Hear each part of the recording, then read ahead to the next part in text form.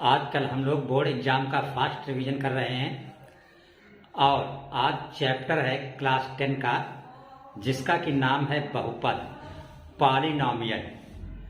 तो इसमें हम आपको आज की क्लास में ऐसा बेसिक बताएंगे जिसको आप तैयार करके बोर्ड एग्जाम में आने वाला कोई भी क्वेश्चन हल कर सकते हैं, चाहे वो 1 मार्क्स वाला हो, चाहे 2 मार्क्स वाला हो और चाहे 4 मार्क्स वाला हो और चाहे 6 मार्क्स वाला हो। इसलिए चैनल को सब्सक्राइब आप अवश्य रखें। तो पहली चीज जो आपको बहुपद में समझनी है वो है चित्र से शून्यांक पहचानना। चित्र से क्या पहचानना? शून्यांक पहचानना। जैसे मान लो ये चित्र बना है, ये आपका है एक्स अक्ष और ये है वाई अक्ष और ये वो कोई वक्र है और आपसे पूछा जाए बताइए इस चित्र में कितने शून्यांक हैं। तो शून्यांक पहचानने का तरीका यह है, इस नोट्स को सिर्फ आप याद रखेंगे कि कोई भी वक्र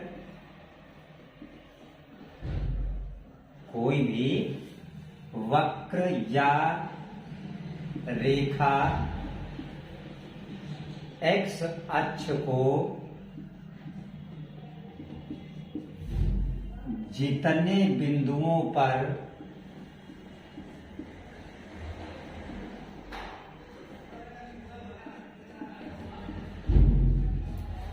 स्पर्श करे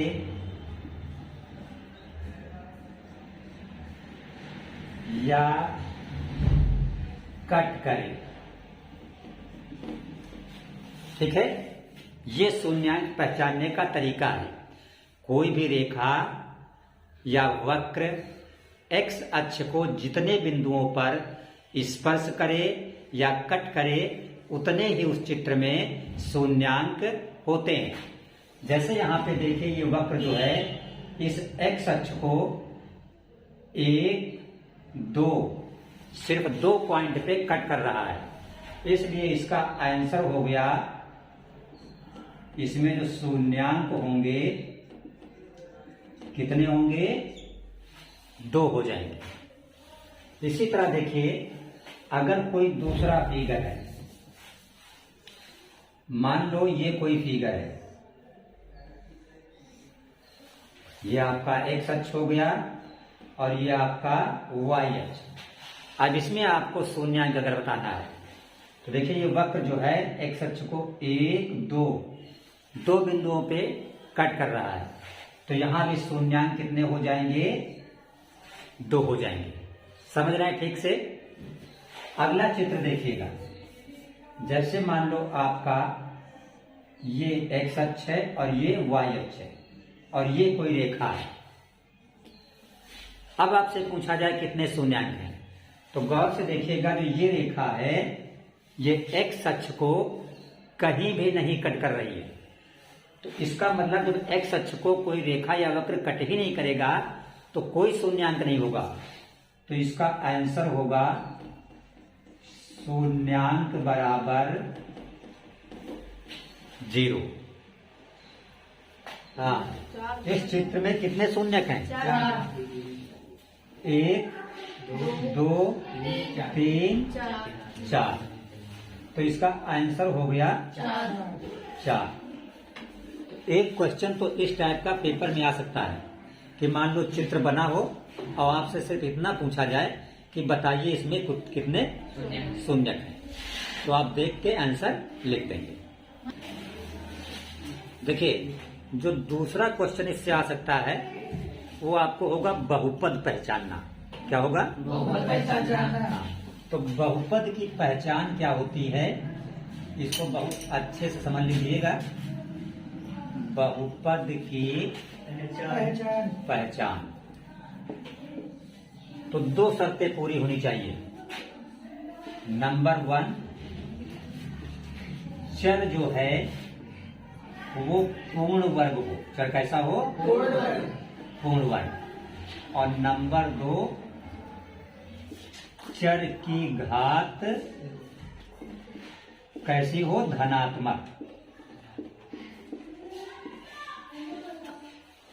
किसी भी समीकरण में अगर चर पूर्ण वर्ग है और चर की घात तो समझ जाइए वो बहुपद है। और अगर इन दो शर्तों को पूरा नहीं कर रहा वो क्वेश्चन, तो इसका मतलब वो बहुपद नहीं है। जैसे एग्जाम्पल में देखिएगा, जैसे लिखा है 3x² प्लस 5x। अब यहां पे जो x है अक्षर, ये क्या होता है, चर होता है। तो यहां पे देखिए चर पे अंडर रूट मतलब वर्गमूल का निशान कहीं नहीं लगा है, इसका मतलब चर पूर्ण वर्ग है। चर कैसा है, और देखिए x पे घात जो 2 है वो कैसी है, धनात्मक।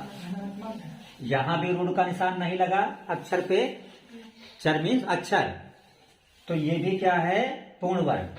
और यहां पे घात कुछ नहीं, दिस मीन्स 1, तो चर पूर्ण वर्ग है और चर की घात कैसी है, तो ये क्वेश्चन अगर पूछे कि 3x² प्लस 5x बहुपद है कि नहीं है, तो आपका आंसर होगा यस, ये बहुपद है।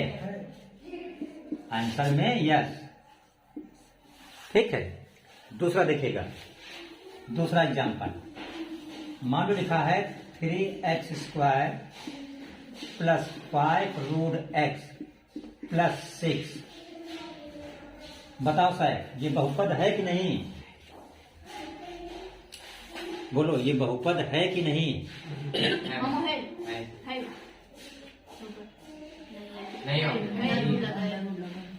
यहाँ पे देखिए x पे अंडर रूट लगा है, इसका मतलब चर पूर्ण वर्ग नहीं है। पूर्ण वर्ग उसको कहते हैं जिसका वर्गमूल निकल आए बाहर।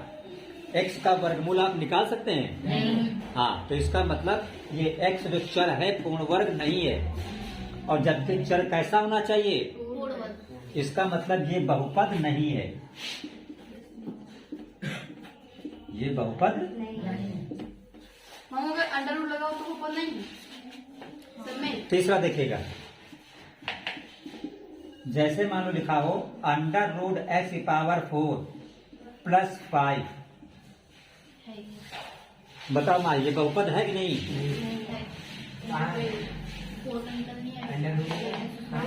x⁴ है।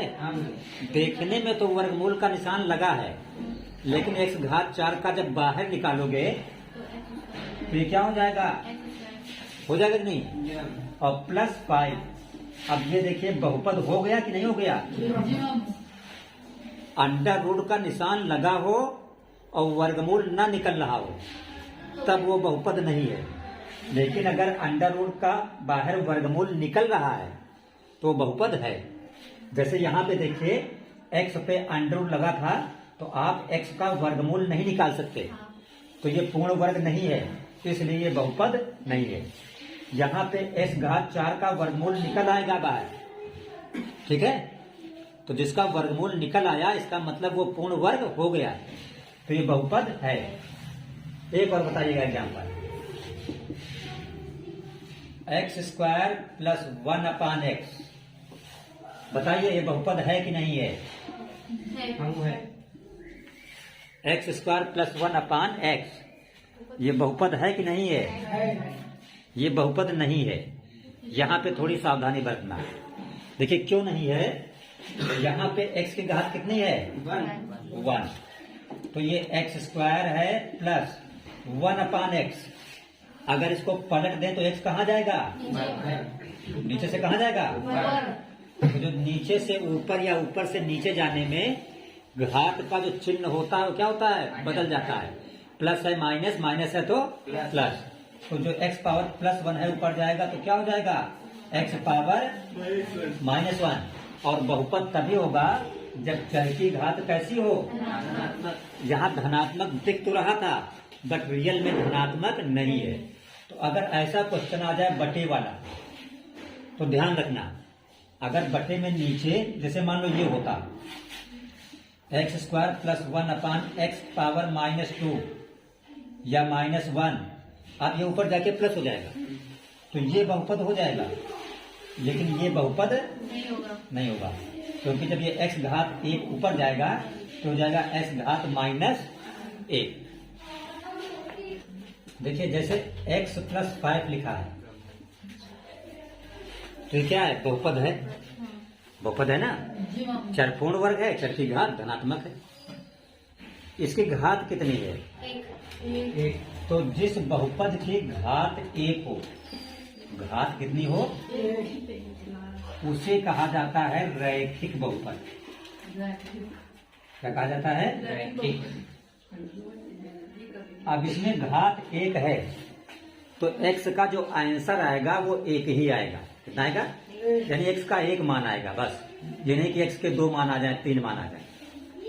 जैसे मान लो ये लिखा है x² + 5, इसमें बताइए घात कितनी है? 2। तो जिसमें घात 2 होती है उसे कौन बहुपद कहा जाता है? हाँ, द्विघातीय बहुपद। ठीक है। जैसे अब इसमें जो x का आंसर आएगा, अगर इसका आप गुणनखंड करेंगे, हल करेंगे, तो x के कितने मान आएंगे? 2 मान आएंगे।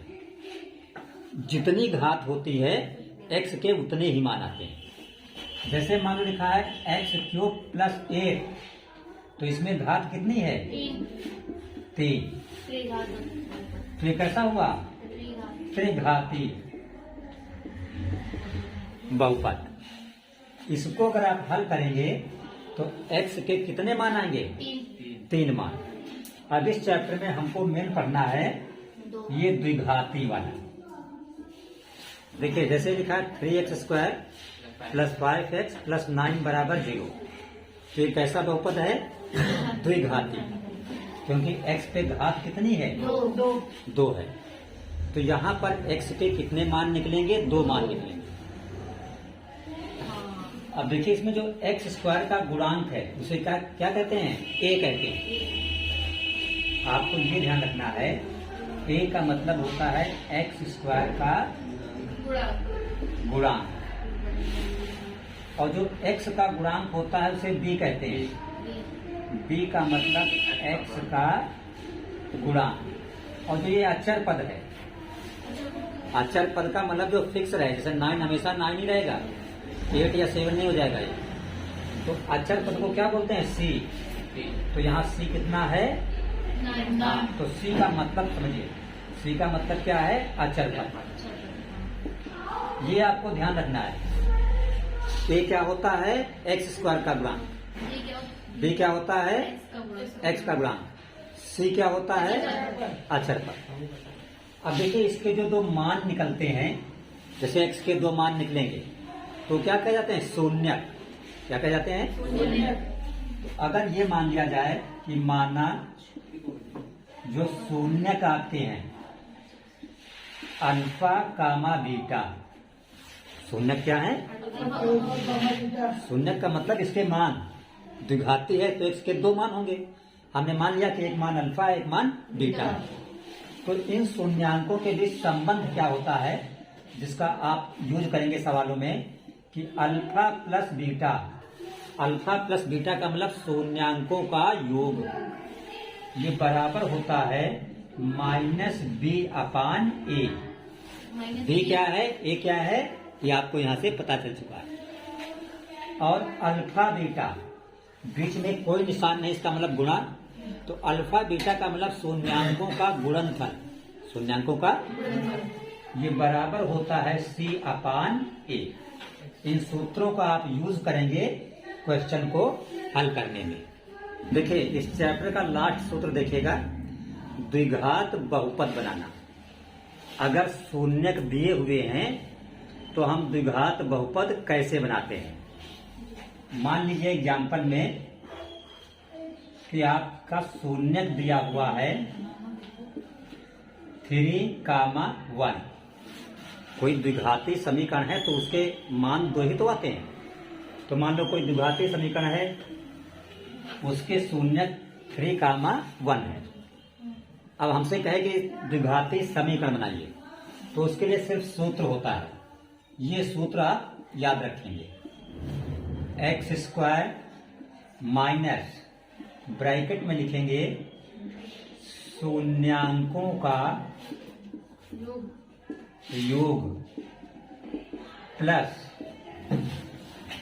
शून्यांकों का गुणनफल, शून्यांकों का गुणनफल बराबर 0। बस ये सूत्र है।